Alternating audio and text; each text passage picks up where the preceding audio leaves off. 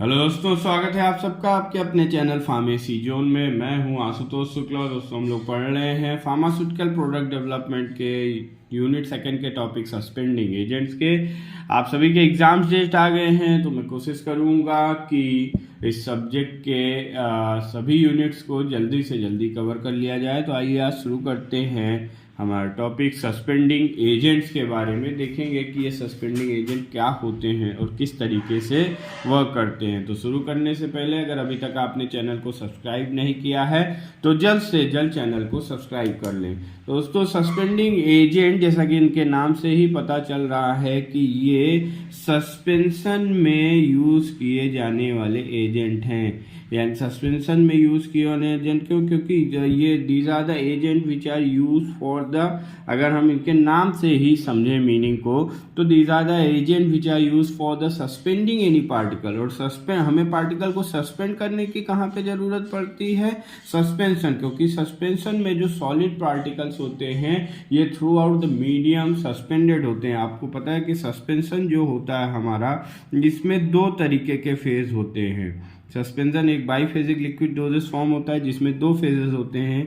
एक होता है हमारा continuous phase. First phase is continuous phase. Continuous phase means वो फेज जिसमें कि हम सॉलिड पार्टिकल्स को डिसॉल्व करते हैं, या जो भी हमारा सॉल्वेंट होता है उसे हम कहते हैं कॉन्टिन्यूअस फेज। एंड दूसरा जो फेज होता है that one is disperse phase. अब ये जो डिस्पर्स फेज होता है, यानी कि डिस्पर्स फेज कॉन्टिन्यूअस फेज में डिस्पर्स होता है, और ये जो डिस्पर्स फेज होते हैं हमारे, ये होते हैं सॉलिड पार्टिकल्स। तो सस्पेंडिंग एजेंट क्या काम करते हैं? ये इंश्योर करते हैं कि ये जो डिस्पर्स सिस्टम है या जो डिस्पर्स पार्टिकल्स हैं ये थ्रू आउट द मीडियम, यानी जो ये सस्पेंशन में यूनिफॉर्मली, सस्पेंशन में मतलब कि डिस्पर्स फेज को हम कॉन्टिन्यूअस फेज में डिस्ट्रीब्यूट कर रहे हैं, तो ये इसमें जो भी सॉलिड पार्टिकल्स हैं ये कॉन्टिन्यूअस फेज में यूनिफॉर्मली डिस्ट्रीब्यूटेड हो। यूनिफॉर्मली डिस्ट्रीब्यूटेड होने से मतलब ये है कि यहाँ पे इनका एक होमोजेनियस डिस्ट्रीब्यूशन हो, एक यूनिफॉर्म डिस्ट्रीब्यूशन हो with in the continuous phase, जिससे कि हमारा ये जो पार्टिकल होगा, अगर देखिए क्या हो सकता है, ये हमारा सस्पेंशन है, ये कॉन्टिन्यूअस फेज है।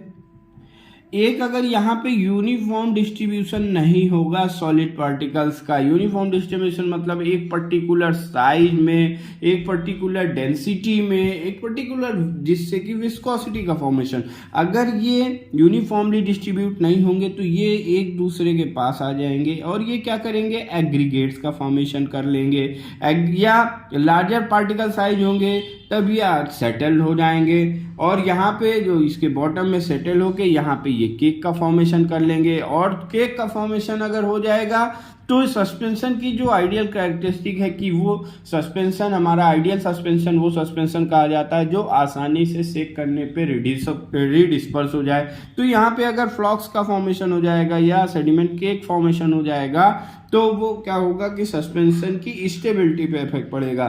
इसीलिए यहाँ पे अगर हम सस्पेंडिंग एजेंट ऐड कर देते हैं तो ये through out the continuous phase ये यूनिफॉर्मली डिस्ट्रीब्यूट किया रहता है सॉलिड पार्टिकल को, जिससे कि हमारा जो भी सस्पेंशन है उसकी फिजिकल स्टेबिलिटी मेंटेन होती है, फिजिकल स्टेबिलिटी मेंटेन होती है। और ये जो सस्पेंडिंग एजेंट्स होते हैं ये किस तरीके के होते हैं? ये हाइड्रोफिलिक कोलाइड्स होते हैं।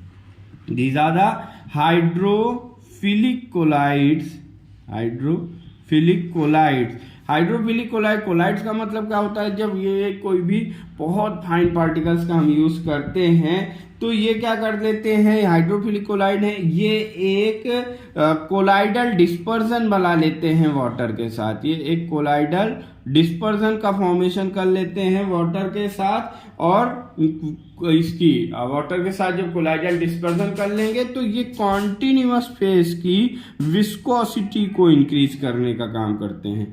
कॉन्टिन्यूअस फेज की क्या करेंगे? ये विस्कोसिटी को इंक्रीज कर देंगे। और जो सस्पेंडिंग एजेंट होते हैं हमारे, ये दो तरीके का काम करते हैं। ये ज़्यादातर सस्पेंडिंग एजेंट दो फंक्शंस परफॉर्म करते हैं। पहला तो ये सस्पेंडिंग एजेंट के रूप में ही काम करते हैं, और दूसरा ये विस्कोसिटी इन्हांसर के रूप में भी काम करते हैं। They also act as a viscosity enhancer because they are suspending agents are hydrophilic colloids and which form a colloidal dispersion with water and increase the viscosity of continuous phase. और फिर viscosity increase होने से हमारे जो suspending agent हैं उसका भी stability improve होगी। तो इसलिए ये क्या करते हैं suspending agent, these are also use for the viscosity enhancer. अब ये सस्पेंडिंग एजेंट क्या करते हैं, ये जो भी हमारे पार्टिकल्स हैं, देखिए क्योंकि ये सॉलिड पार्टिकल्स हैं कॉन्टिन्यूअस फेज में, ये इसकी क्या करते हैं, इसके चारों तरफ एक फिल्म का फॉर्मेशन कर लेते हैं। अब फिल्म का फॉर्मेशन करने से क्या होगा कि ये इंटर पार्टिकल जो आपका यहाँ पे इंटर पार्टिकल अट्रैक्शन है, इंटर पार्टिकल अट्रैक्शन डिक्रीज हो जाएगा। और इंटर पार्टिकल अट्रैक्शन डिक्रीज हो जाएगा तो क्या होगा, ये जो हमारे सॉलिड पार्टिकल्स हैं एक दूसरे के पास नहीं आएंगे और ये फ्लॉक्स का फॉर्मेशन नहीं करेंगे। फ्लॉक्स के यानी एग्रीगेट्स का फॉर्मेशन नहीं करेंगे। सस्पेंडिंग एजेंट जो हमारा ये है, इसको हम एक और जो सिमिलर इससे रिलेटेड नाम है, इसे हम थिकनिंग एजेंट के भी नाम से जानते हैं। थिकनिंग एजेंट मतलब कि ये क्या करते हैं, एक तरीके से फिलर्स का काम करते हैं, ये विस्कोसिटी को इंक्रीज करते हैं। और सस्पेंडिंग एजेंट भी विस्कोसिटी को इंक्रीज करते हैं। तो ये एक इससे इंटरचेंजेबल वर्ड हम कह सकते हैं या क्लोजली रिलेटेड वर्ड है।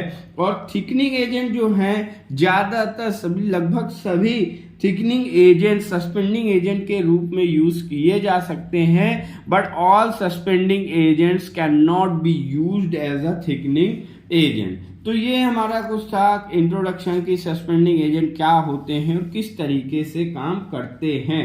अब हम ये देख लेते हैं कि हमें सस्पेंडिंग एजेंट की जरूरत क्यों पड़ती है, टेक्निकल एस्पेक्ट इसका क्या है। तो जब हम डिस्पर्स फेज को कॉन्टिन्यूअस फेज में, यानी कि वाइल जब हम सॉलिड पार्टिकल्स का डिस्पर्सिंग कर रहे होते हैं कॉन्टिन्यूअस फेज में या किसी लिक्विड में, यहां लिख सकते हैं during dispersing solid particles, during dispersing solid particles in a liquid, यहाँ पे हमें कई तरीके की प्रॉब्लम्स देखने को मिल सकती हैं। क्रीमिंग कॉज कर सकती है, अगर हम इनअप्रोप्रिएट मिक्सिंग करेंगे तो वहाँ पे क्रीमिंग का फॉर्मेशन हो सकता है। सेडिमेंटेशन हो सकता है, अगर पार्टिकल के बीच में इंटर पार्टिकल अट्रैक्शन है तो वहाँ पे सेडिमेंट का भी फॉर्मेशन हो सकता है। फ्लॉकुलेशन हो सकता है। और उसी के साथ साथ अगर हमारे जो भी सॉलिड पार्टिकल्स हैं ये सेटल्ड हो जाएंगे और सेटल्ड होकर वहां पे एग्रीगेट का फॉर्मेशन कर लेंगे तो केक्स का भी फॉर्मेशन हो सकता है। और अगर ये केक का फॉर्मेशन हो गया तो फिर हमारा जो सस्पेंशन है वो इजीली डिस्पर्स नहीं होगा। पार्टिकल ग्रो कर सकते हैं, मीन्स पार्टिकल जो एग्रीगेट फॉर्मेशन करके पार्टिकल्स ग्रो कर सकते हैं। और adhesion on to the wall, sticking की वजह से ये क्या कर सकते हैं, एडेशन कर सकते हैं। और ये जो प्रॉब्लम मीन्स कि हम जब सस्पेंशन को बनाते हैं, सस्पेंशन को बनाते समय during dispersing the solid particles in a liquid और in a continuous phase, there are several problems can be occurs which are creaming, sedimentation, flocculation, caking, particle growth and adhesion। अब ये जो प्रॉब्लम्स होती हैं, जो ये प्रॉब्लम्स हो रही हैं, इनके कॉज क्या है, कारण क्या है, क्यों ये प्रॉब्लम्स हो जाती हैं। तो इनके तीन मेन कारण हैं।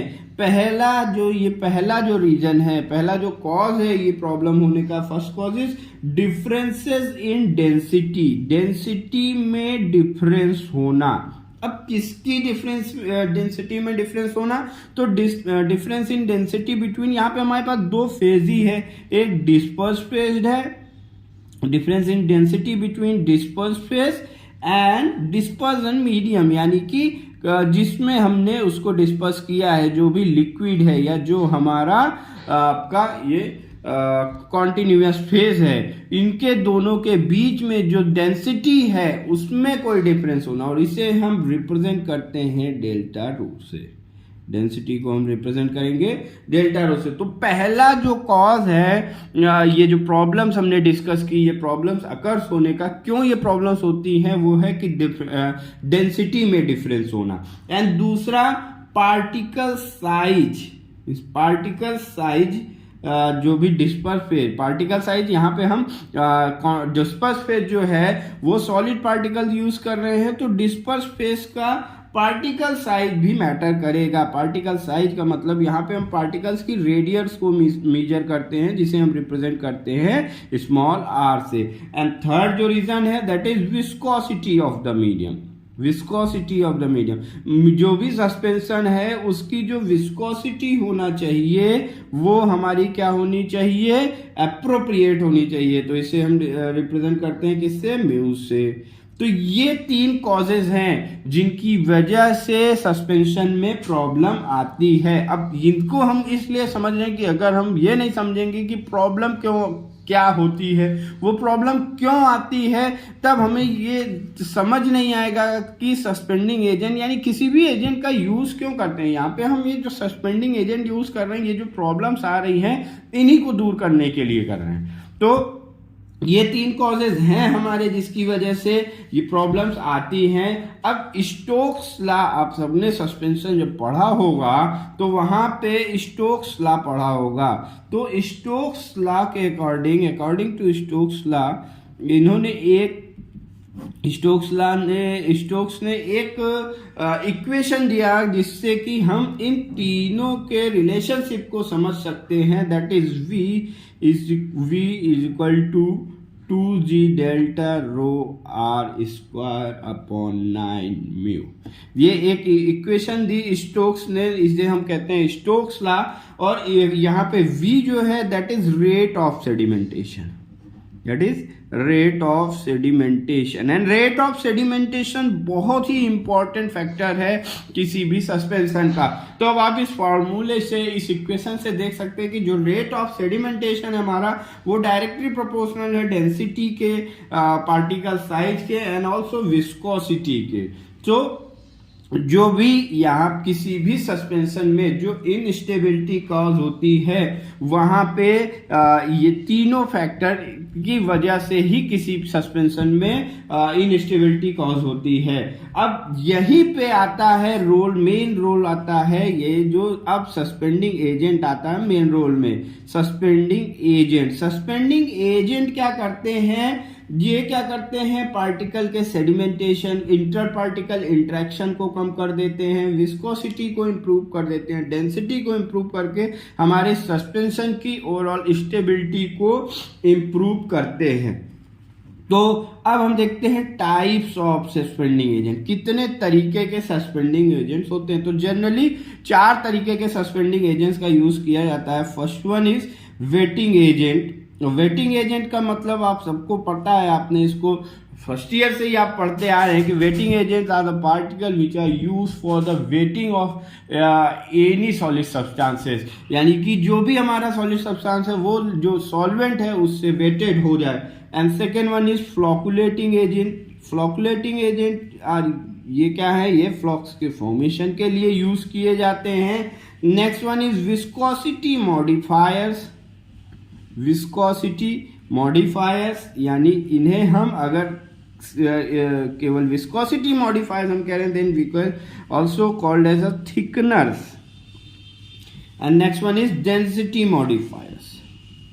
डेंसिटी मॉडिफायर्स, ये 4 तरीके के मेन, मतलब ये क्या है, कैटेगराइजेशन है हमारे ये सस्पेंडिंग एजेंट्स का कि कितनी कैटेगरी के सस्पेंडिंग एजेंट्स होते हैं। तो पहला है हमारा क्या, वेटिंग एजेंट। और वेटिंग एजेंट ये क्या होते हैं, ये डिस्पर्स फेस को फ्रीली डिस्ट्रीब्यूट करने के लिए कॉन्टिन्यूअस फेज में जो भी हमारा सॉलिड पार्टिकल्स होता है, ये जरूरी है कि वो क्या हो, वेटेड हो लिक्विड से। तो उसके लिए हम क्या करते हैं, वेटिंग एजेंट का यूज करते हैं। और यहाँ पे जो एग्जांपल्स हैं कौन कौन से वेटिंग एजेंट्स होते हैं आपके, जैसे सरफेक्टेंट हो गए, यानी कि जो सरफेस एक्टिव एजेंट्स हो गए।